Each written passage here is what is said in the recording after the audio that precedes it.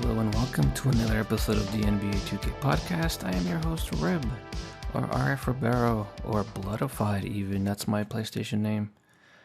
However, you know me, whatever name you use. It's news day today. And that means a new podcast is up. The last podcast was a conversation with a League Pro-Am player. Very interesting stuff. Go check it out if you haven't. This podcast is MyPLAYER, MyCAREER, badges, and Takeover. We're going to go over the Courtside report. And yeah, so let's do that. I do want to start off by saying it looks like a lot of good stuff. A lot of good stuff. I'm going to try to streamline this Courtside report, but if you do want to read it, it's a 13-minute read. Link in the description of wherever you're listening to the pod. There's a video, which I'm not going to play, basically summarizing the Courtside report, but that's not what we're doing here. I'm actually going to go through the Courtside report. So, MyPLAYER Builder. We're going to start there. Every MyCAREER starts with building your MyPLAYER, which is possibly the most integral moment of your journey to creating a legacy for yourself. So, when you start up the game, it's usually the first thing people do, right? If you're an online MyPLAYER player, you have to make your build. The template, or not the template, but the UI, the user interface for making your build, very similar to last year. Very similar. Cosmetically, very similar. There are some differences. It's a little flashier, and instead of it being bronze, silver, gold, Hall of Fame, there's now a new badge, a red badge. It's called Legend, or Legendary, above Hall of Fame. Stamina is no longer in the builder. Stamina is now tied to Gatorade gym training. But if you're like, I'm going to have to be in the gym 2 months to get 99 stamina, no, that's not the case. And I will read to you right now. So, each MyPLAYER starts off with an 85 stamina attribute rating. So by default, not going to the gym, you're going to have an 85 stamina. Doing a workout adds 2 stamina, regardless of your workout result. So you don't have to get a 4-star, 5-star workout. And you can do 4 workouts each week. Once any of your MyPLAYERs reaches a 99, it is permanent. Now, you can do 4 workouts per week, and each workout gives you 2 stamina. So let's do a little bit of math here, okay? 2, 4, 6, 8. You can do 8 stamina attributes per week. So the 85 default that you start with, you add plus 8 to that, and now you have a 93 stamina. Which means that the following week you'll have that at 99. Okay? Now, where it's important to have at least 3 stars on all of your weekly workouts is to get that temporary turbo meter boost, which is the same thing as 2K24. And also to unlock body type, you have to accumulate the stars as well, I'm assuming. Just like 2K24. Once you have done all the 12 unique workouts in the gym, you unlock a Workout Warrior, which gives you 99 stamina. It's a permanent turbo meter boost. And all of your unlocked body types across all builds. Perfect. Nothing to complain about there. Now, next thing, acceleration. Acceleration is now determines your dribble, launching, and off-ball movement. In contrast, so in 2K24, that's what its acceleration did. In contrast, 2K25, dribble launching is now determined solely by speed with ball attribute, which means if you look in the builder for 2K25, there is no acceleration attribute anymore. So 2K25 dribble launching is not determined solely by speed with ball, while defensive lateral movement, off-ball launches, and off-ball cuts determined by agility. Okay, if you're a defender, you're going to want high agility. If you like to play like Steph Curry, you're going to want high agility. If you're a spot-up shooter, you're not going to need it. But if you're a defender who's also a spot-up shooter, you are going to need it. Okay, so we've talked about stamina, we've talked about acceleration. Strength, I'm assuming it's going to be the same thing, in terms of what you need it for. If you're a point guard, a little point guard, you're probably not going to need much strength unless you're trying to have a dunk build. Agility, we touched on speed. You know what speed is. I don't think I have to explain what speed is. Not to be confused with speed with ball. Speed with ball is tied to playmaking. Speed is just tied to general running speed. There is nothing that I need to bring up right now as anything else in the builder that stands out.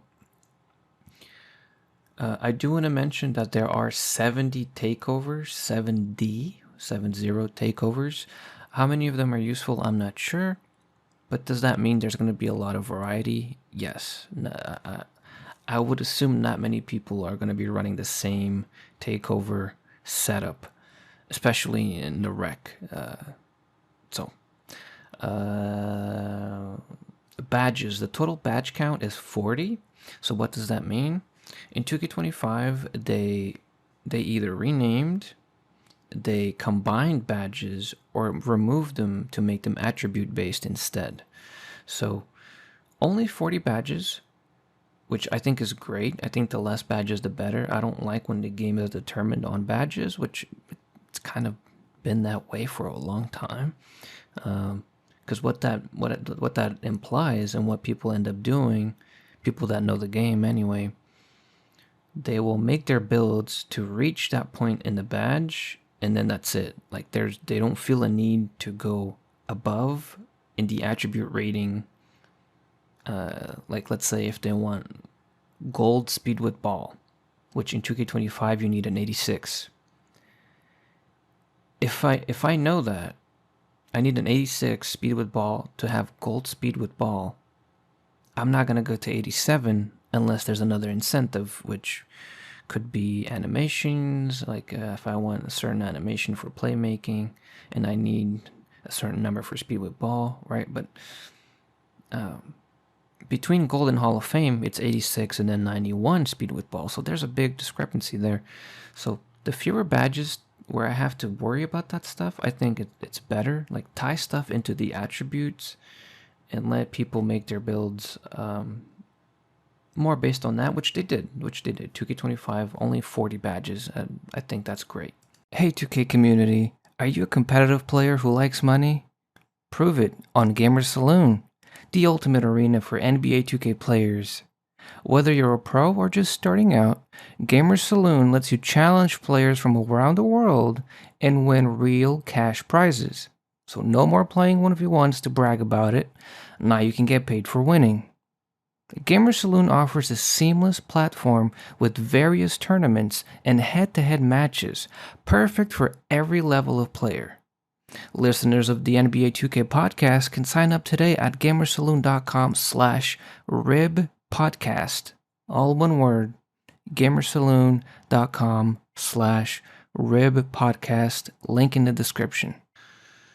And if you do want to look at the whole list of badges, they're in the Courtside report. The link is in the description of this pod. There are a few things that I'm going to briefly talk about, but I don't think they're as important to most of us. And that's the badge elevators and the cap breakers. So this reminds me a lot of being top 10 in 2K24 right now, top 10 rep, where they get the +5. And the badge elevators is basically, what do you call it? In 2K24, it's called something else. Floor setters, that's what it is. Jeez.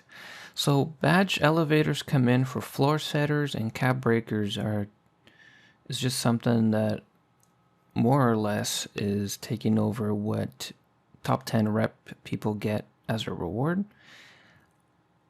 I'm sure I might be wrong about a few things here and there to do with those things, but they seem not as important to the overall builder.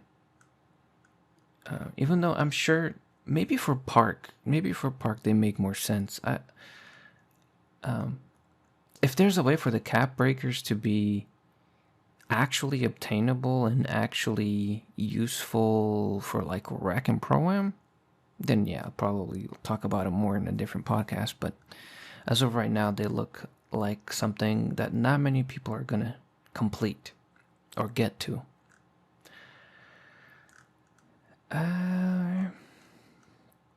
So MyCAREER, let's talk about MyCAREER a little bit. You can now earn XP in MyCAREER, and I saw some people in the NBA 2K community being very happy. And what that means is you don't have to go online to earn rewards, your season rewards. You can just play MyCAREER now. I think that's a big plus. There's a lot of different ways now to play MyCAREER, which I think is amazing. Like you choose the way you want to get into MyCAREER. There's like a dynasty way of playing now called Heart of a Dynasty. You can experience your MyPLAYER's backstory by playing through a flashback story called Heart of a Dynasty, where you'll relive the 4 most pivotal games from your past to the NBA. These include a club league showcase, your high school championship game, FIBA Under-19 World Cup. So you complete those games, you get some MyPoint stuff for your MyCAREER. Fun stuff if you're into that. There's a dynasty rankings now. So you know how, let's not talk about individuals, but as teams. Jordan's Chicago Bulls of the 90s, probably, they're up there as a dynasty, right? So they're number 1 in the game. And then there's various. So this year's MyPLAYER doesn't come in with the GOAT hype. You have to earn your spot in the starting lineup. The better the player in front of you is, the harder it'll be to take his spot. But that's the first obstacle you'll face as you try to build your dynasty. So in building a dynasty, if you think realistically, complicated, very hard, lots of hard work. It takes individual effort from everybody on a team.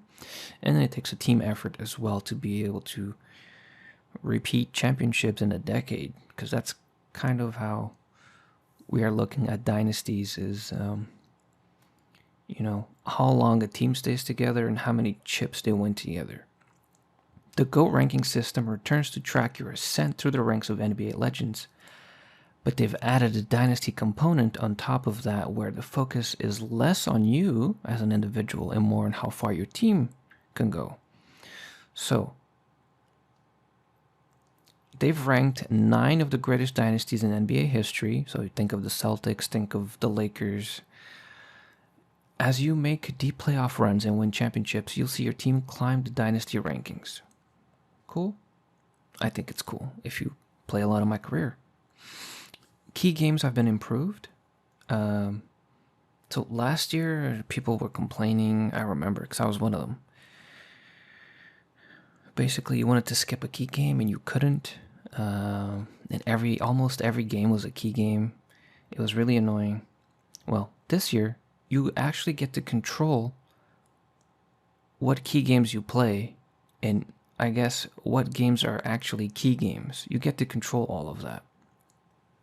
So, and this helps if you look at the Courtside report yourself, but if you can't right now, basically, you have NBA Cup Championship, Rookie Riser, Ultimate Rival, Road Warrior. There's a few other settings. It looks like there's like 10 different settings. And that's your personal goal. And depending on what you put as your personal goal, you'll have key games that tie into that. And not only do you have your key games, you have rewards for those key games. So, for example, if you want to be a rookie riser, which you can only do in your rookie season, make a name for yourself as one of the league's top rookies by putting on a show against other big names from your draft class. So basically, I'm assuming, it doesn't say specifically here, but anybody in the top 10 drafted class, it's a key game against them, maybe top 5 or top 10. NBA Cup Championship. Get your season off to a great start. Prove you're a team to be reckoned with by winning the NBA Cup. NBA Cup Champion.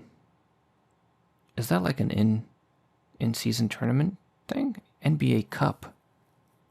That's not... We're not talking about the NBA title, right? The NBA, the actual championship. I don't think that's to do with the Larry O'Brien. But, yeah. So you get the point anyway. There's ways to change your key games and actually have key games be key games depending on whatever you want. There's also dynasty badges. There's a bunch of them. 18 dynasty badges. So basically, MyCAREER is... It's got quite the refreshment here. It's I think a lot of people are going to enjoy it. People that enjoy MyCAREER but haven't are going to enjoy it a lot more. And me personally, I don't really care too much for it, but I might try it now. I want to try the FIBA games. I want to see how those go. Apparently, and I don't know how I'm going to get this because you have to play a lot. After a long and storied Hall of Fame career, you'll receive the Naismith Hall of Fame orange jacket, which you can wear in the city. So I would love to get that. I don't know how I'm going to get that because I'm going to be playing online most of the time, but that is actually really neat. Oh, there's also jersey swaps, which I think is so cool. Through optional highlight games, you can earn a jersey swap with the player if you complete the in-game challenges against their teams. So that to me is actually really, really cool because sometimes you want to get somebody's jersey in the game for your MyPLAYER to wear in the city. Guess what? 5,000 VC, 10,000, 15,000. And now you can actually earn a jersey. And there's a big difference there between spending money on a piece of cosmetic, which is fine, but being able to earn it like you're a real player and you earn that jersey and you get to wear it, so cool. But not only that, not only can you wear them, you can also display them in your MyCourt, which, as you can assume by me saying that, MyCourts are back, and we'll learn more about that in a few weeks. So, really exciting stuff. I'm not going to keep this pod going too long. I really just wanted to touch on the things that I found interesting and things that I think my listeners find interesting. But like I said, link in the description if you want to read through it, which I recommend you do. And you can even watch the MyPLAYER, MyCAREER Courtside Report video at the very top of that link. And yeah, I will see you on the next one.